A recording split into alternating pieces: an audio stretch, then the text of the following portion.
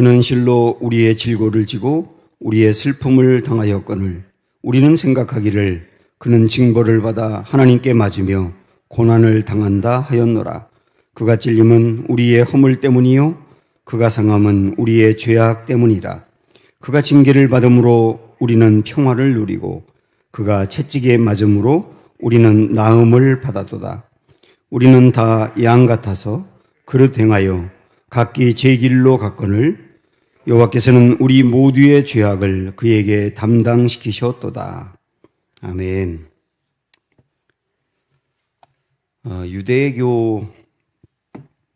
유대교를 믿고 있는 아주 유대교에선 대단히 신실한 지도자급에 있는 사람이었는데요. 그 사람이 기독교인으로 개종을 한 다음에 강의한 내용을 제가 들어본 적이 있습니다. 이분이 그런 말을 하더라고요. 유대인들은 이사야서 53장을 읽지 않는다. 그런데 이사야서 53장을 통해서 자기는 유대교에서 기독교로 개종을 했다. 그렇게 얘기를 하더라고요. 왜냐하면 유대인들은 그들이 기다리는 메시아가 왕으로 오시는 분이었고 그리고 세상을 지배하는 분이었고 강력한 힘으로 세상을 통치하며 이스라엘이라고 하는 나라를 견고히 세우는 그런 왕이었거든요. 그런데 이사야서 53장에서는 구약 성경에서 수많은 그 메시아 그리스도에 대한 예언 중에 예언이라고 말할 수 있는 이 이사야 53장에서는 그리스도를 그렇게 말하지 않아요. 그리스도는 완전히 낮아질 것이며 그리고 죽을 것이며 겸손할 것이며 그리고 그 일로 인하여 사람들을 살리게 될 거다. 그들이 생각하는 메시아관과 이사야서 53장에서 말하는 메시아가 완전 다르단 말입니다. 그러니까 그들은 안 믿는 거죠. 그래서 안 읽는 거죠. 그러나 정말 이사야서 53장을 제대로 읽고 마음으로 받아들인 사람은 예수님을 영접하게 돼 있다는 거예요. 우리 오늘 그 53장을 보려고 합니다. 이 53장 4절, 5절, 6절 세 구절을 통하여서 우리가 간략하게 5가지 단계별로 하나하나를 살펴보고 싶어요. 자, 우선 첫째로 우리는 누구냐 하는 겁니다. 우리는 누구냐 하는 거예요. 인간은 어떠냐라고 하는 것이죠. 6절 앞부분에 있는 말씀을 볼까요? 우리는 다 양 같아서 그릇 행하여 각기 제 길로 갔거늘. 우리는 누구냐? 양 같았단 말입니다.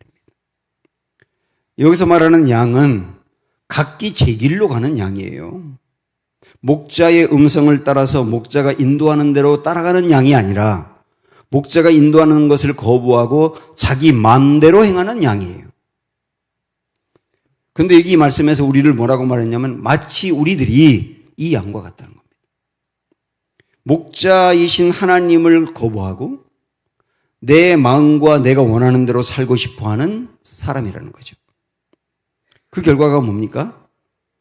저는 몽골에 선교하러 갔을 때 무리를 잃어버리고 엄마를 잃어버린 새끼 양을 본 적이 있어요. 아주 조그마한 새끼 양이었는데 그 새끼 양이 이렇게 혼자 버려져서 막 헤매고 있는 것을 저희가 탄 차가 이렇게 지나가면서 그 눈과 제 눈이 마주쳤거든요.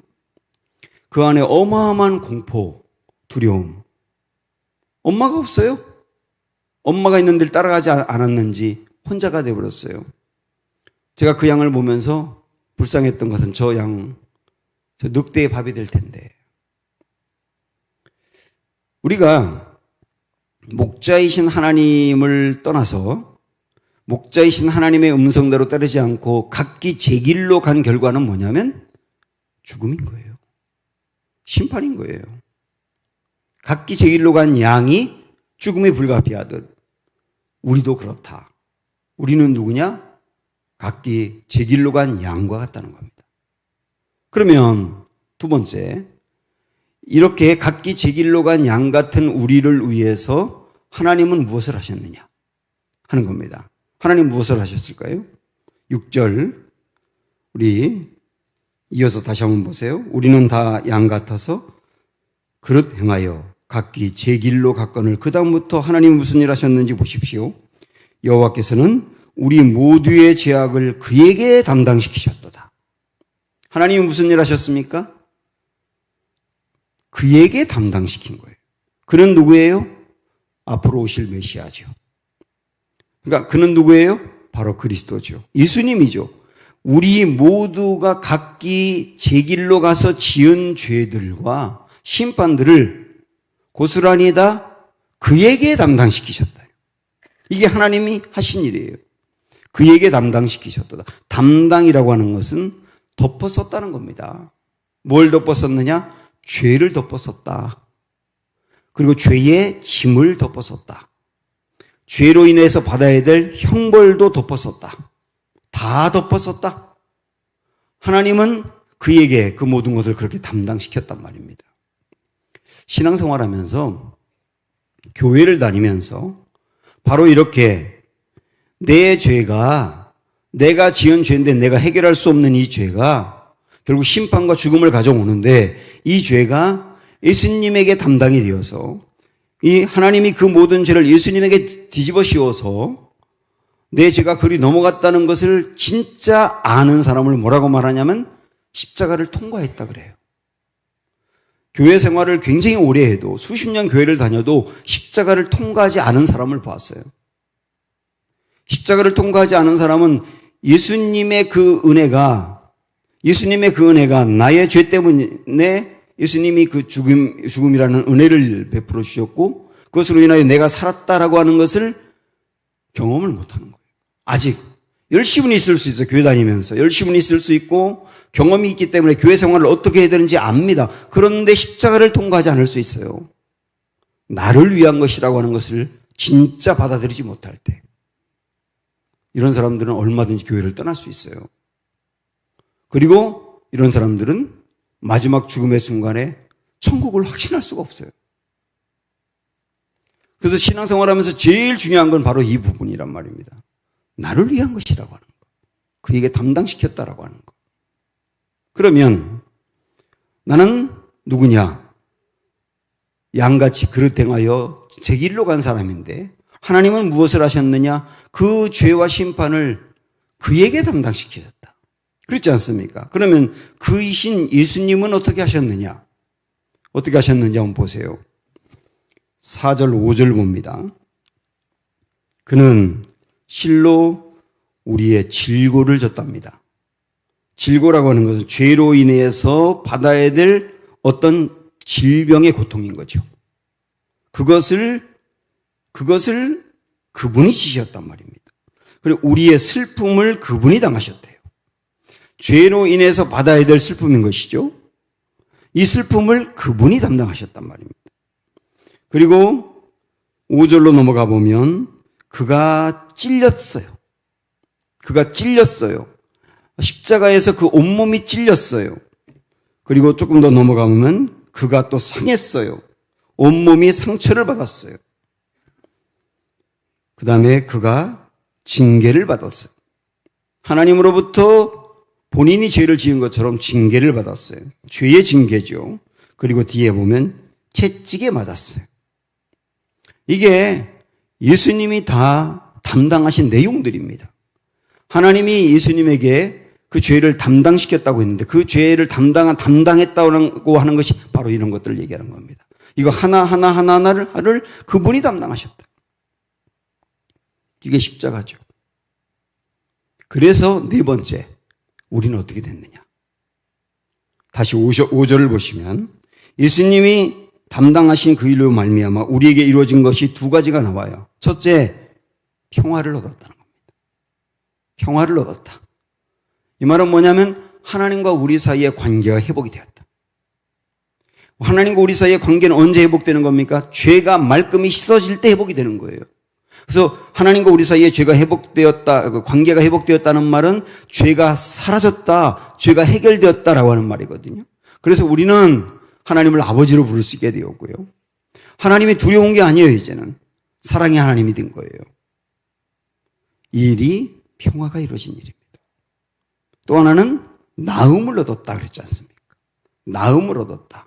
죄로 인해서 내가 겪었어야 될 것들로부터 나음을 얻었다는 것이죠. 내 마음이 나음을 얻은 거예요.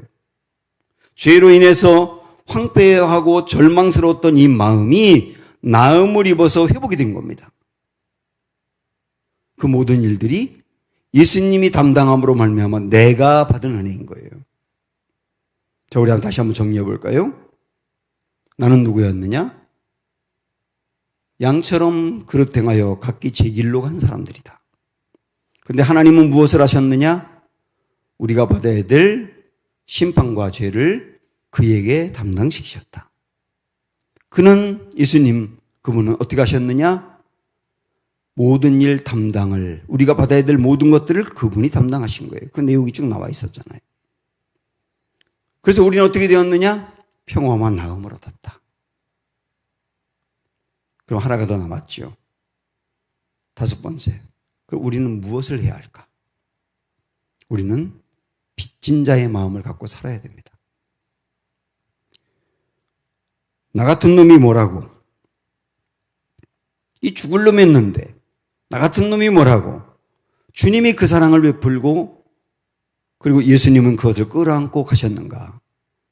내가 이 정도로 사랑을 받은 사람이고 이 정도로 혜택을 받은 사람이고 이 정도로 영광을 받은 사람이다 라고 하는 것을 정말 안다면 우리 마음에 솟아오르는 것이 뭐냐면 빚진 자의 마음인 거예요.